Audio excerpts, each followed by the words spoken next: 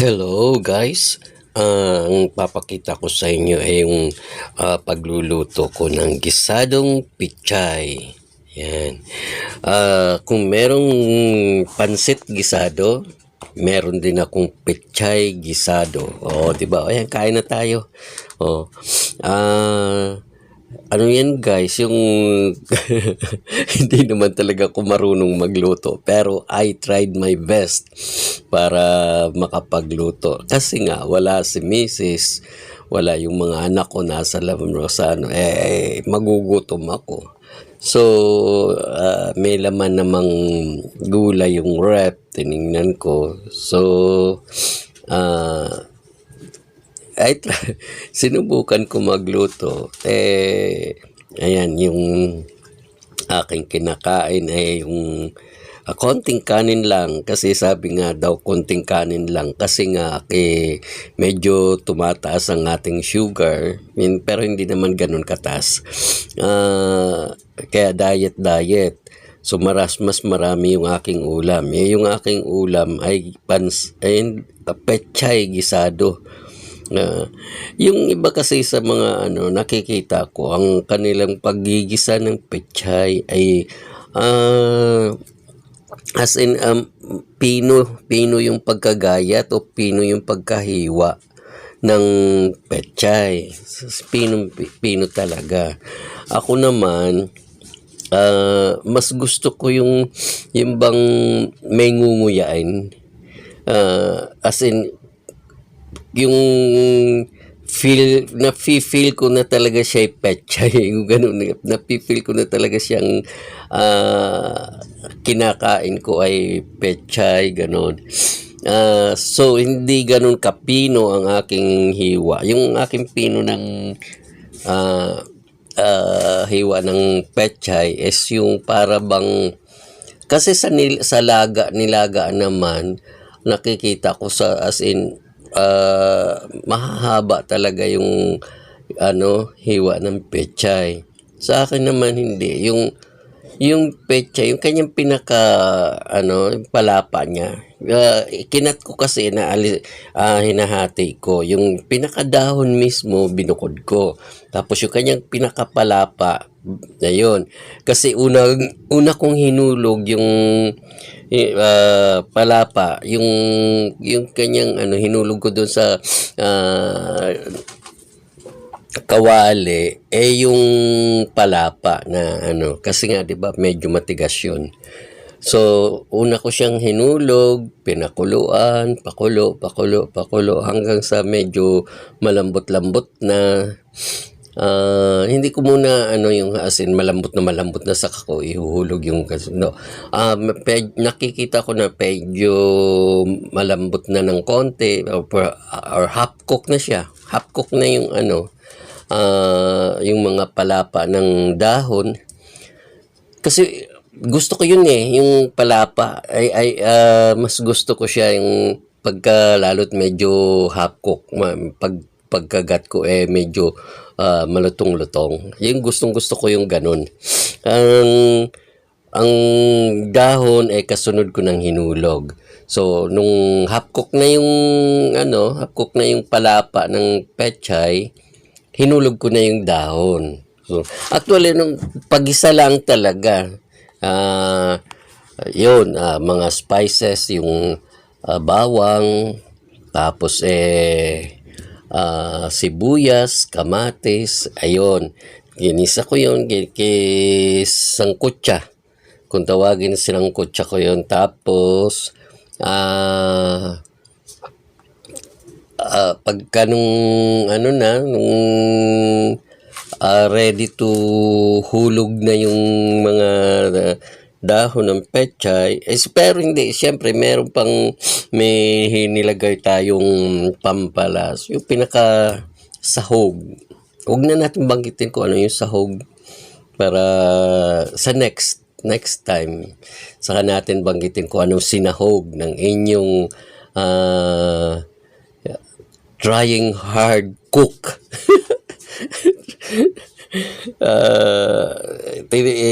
Sasabihin natin kung ano ang tinanghalo natin dyan. Pero, habang ako'y kumakain talaga ako'y nasasarapan. Hindi porket luto ko ay pinupuri ko na. Hindi sa gano'n. Talagang nasasarapan ako sa niluto kong gisadong pechay. Nakita nyo naman ganadong-ganadong kumain. O, 'di ba?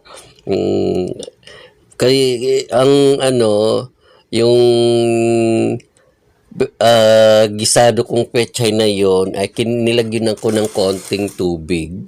Nilagyan ko ng tubig para may konting sabaw. Maraming sabaw na nagmumukha ng nilaga wala naman talagang karning baboy o karning baka na nilagay. Anong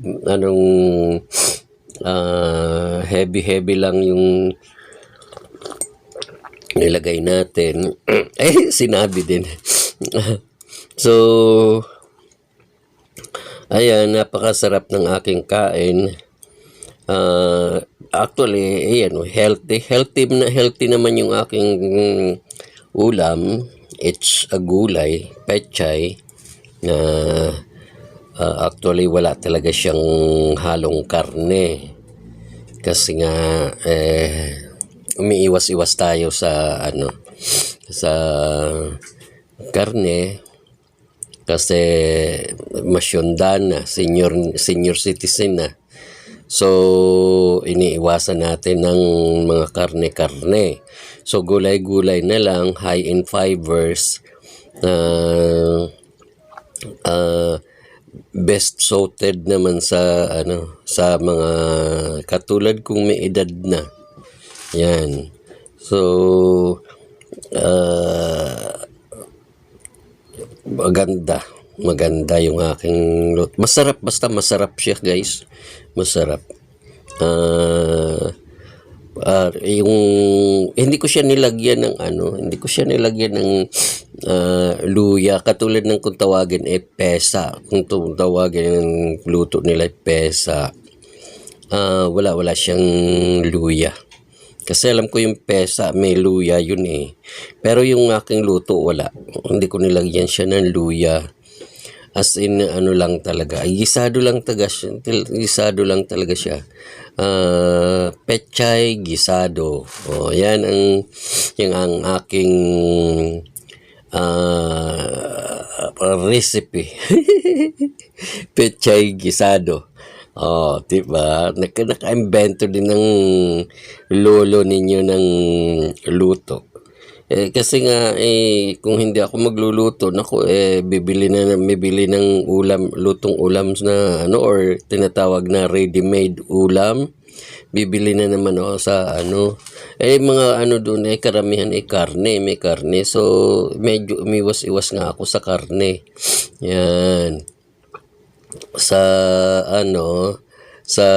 susunod try ko namang magluto ng ibang gulay.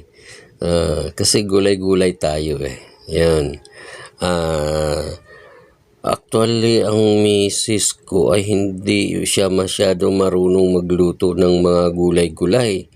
Yung kanya talaga mga lutong may karne, hindi siya marunong ganun. Marunong man pero yung bang parang kulang sa lasa, hindi sa masarap magluto ang misis ko pagdating doon sa mga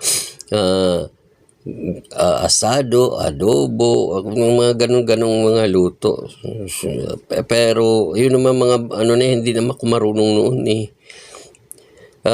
natutunan kong magluto ng mga gulay-gulay kasi nga palibhasa nga taga-probinsya ako. Sa amin nga yung noon maliit pa ako, natatandaan ko sa lupa sa lolo ko pagka pumupunta kami. Isang kalderong gulay na alugbate. Hindi ko alam kung matandaan kung may sahog or what. Basta alam ko nasasarapan ako doon sa alugbate na gulay. So, yun. Gulay-gulay lang. Minsan pero kami talaga mahirap. So, hindi naman. Nung high school ako or sa papa ko, kung minsan uulam kami ng gulay na puro malunggay talaga. purong malunggay, ganoon. Walang minsan walang sahog. Pero at least, kaya ako yung maano din sa, sa gulay, mahilig or as in kasi sanay ako sa gulay. Yun, actually noon talagang mahirap talaga ang aming buhay sa probinsya na pero okay naman, nakatapos kami ng pag-aaral. Although kasi ang ano ng papa ko, papag-aralin niya kami hanggang high school lang. Bahala na kami sa college. Kasi nga, ang katwiran niya, kung isa daw ay, halimbawa ako ang eldest, pag-aaralin niya ako ng college, o para paano daw yung mga sumunod sa akin? Kung hindi ko tutulungan, 'di ba? Or di kaya daw mabait ka. Tapos paano nang maging asawa mo kung may pagkaramutan? So, ganun na ang kanyang paningin sa buhay. So, ang kanyang ginawa hanggang high school lang. So, sa lahat naman kami nakapagtapos ng high school, nakapag-college kami na sarili na naming sikap. So, ayun, back to my recipe. Pansit gisado. Ang sarap ng aking kain. So guys, siya nga pala kung hindi ka pa nakapag-subscribe sa aking channel, naglalambing naman ako sa inyo ng subscribes. So, pakipindot na lang yung subscribe button. Tapos, pindutin mo na rin yung bell icon para ma-update ka sa susunod kong mga video. 'Di ba? Kahit papaano naman meron tayong matutunan sa aking video. Mag-i-enjoy naman tayo sa aking video, 'di ba? So, ayun, bago pa man mag-end ang aking video, maraming salamat sa inyong panunood. At harinawa ay tayo'y patnubayan ng Panginoon sa ating pang-araw-araw na buhay, ligtas sa anumang kapahamakan. And of course, God bless us. God will give us healthy bodies and God speed our dreams. 'Di ba? Yun yung pinaka-importante, no? So, guys, see you on my next upload. Sama-sama ulit tayo sa aking susunod na mga video. Sasamahan na bulol ng talagang lolong bulol. Sasamahan niyo uli ako sa susunod kong mga video. 'Di ba? Tingnan niyo yung lolo niyo. Ang sarap ng kain. So, yun guys. Salamat ng marami. God bless. See you all on my next upload. Bye-bye.